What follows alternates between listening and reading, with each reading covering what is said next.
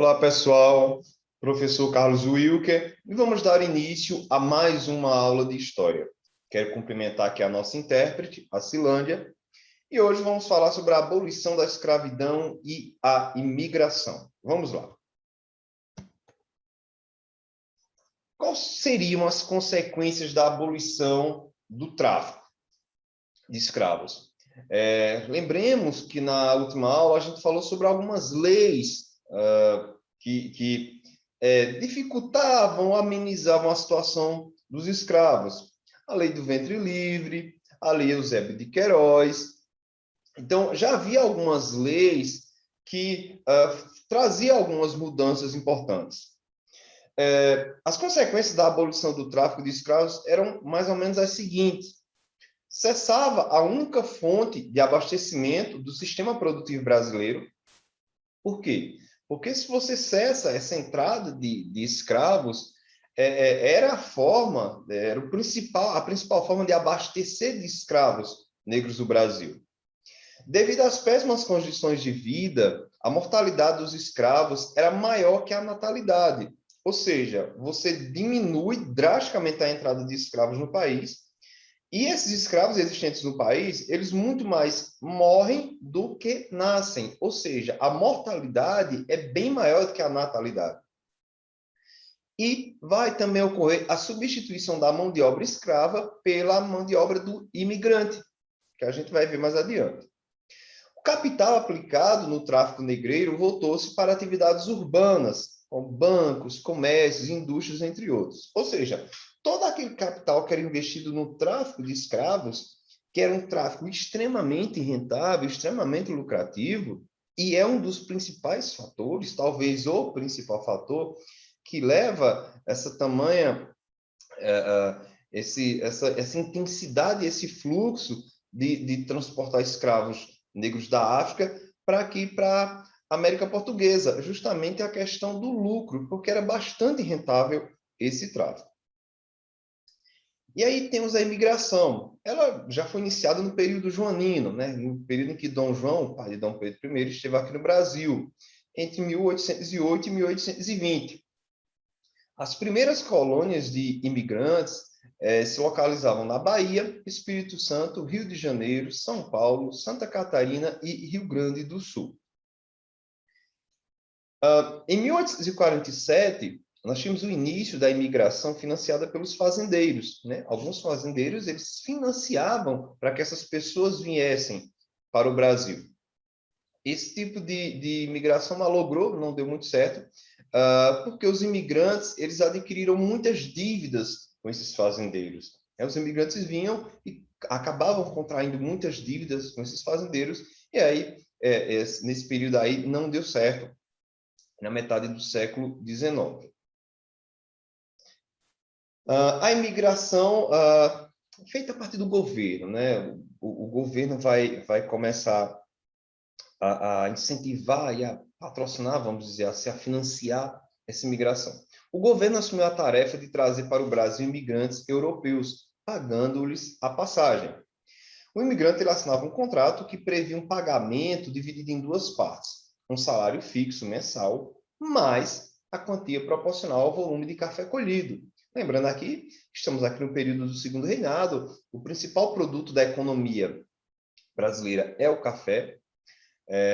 Além de causar um sério abalo na escravidão, o crescimento da imigração e do trabalho assalariado em São Paulo forneceu dois elementos que contribuíram para a futura transformação do território paulista no maior centro industrial do país, mercado do consumidor interno e a mão de obra especializada. Temos aqui imagens de imigrantes italianos, aqui numa lavoura de café aqui à direita, né? São algumas imagens de um navio, né, superlotado aqui à esquerda. Para dificultar a aquisição de terras por imigrantes e ex-escravos, em 1850 é criada a Lei de Terras. O que é que essa lei determinava? Determinava como poderiam ser adquiridas as terras públicas, ou seja, as terras sem dono, que naquela época ainda constituíam a maior parte do território nacional, né? Que eram as terras devolutas. Então, para você adquirir essas terras, você adquiriria por meio de compra. Só que para o imigrante, para um ex-escravo ou para um escravo, né, isso fica completamente inviável, porque para você conseguir essas terras, você precisa ter um poder de compra.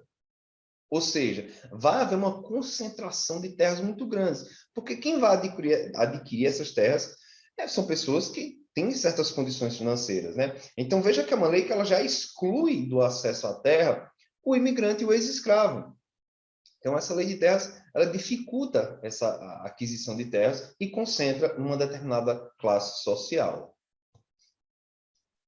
Até que, no dia 13 de maio de 1888, assinada a Lei Áurea, assinada pela Princesa Isabel, que decreta o fim da escravidão, sem indenizações. Vejam,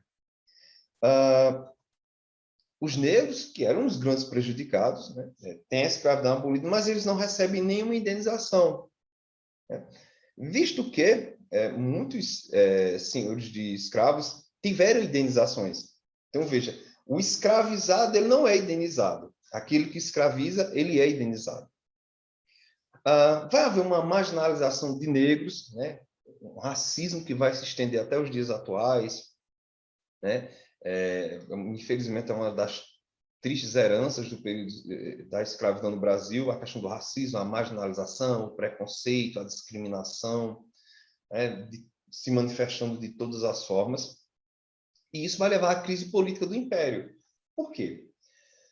Vejam, os senhores, né, a elite, tinham muitos escravos.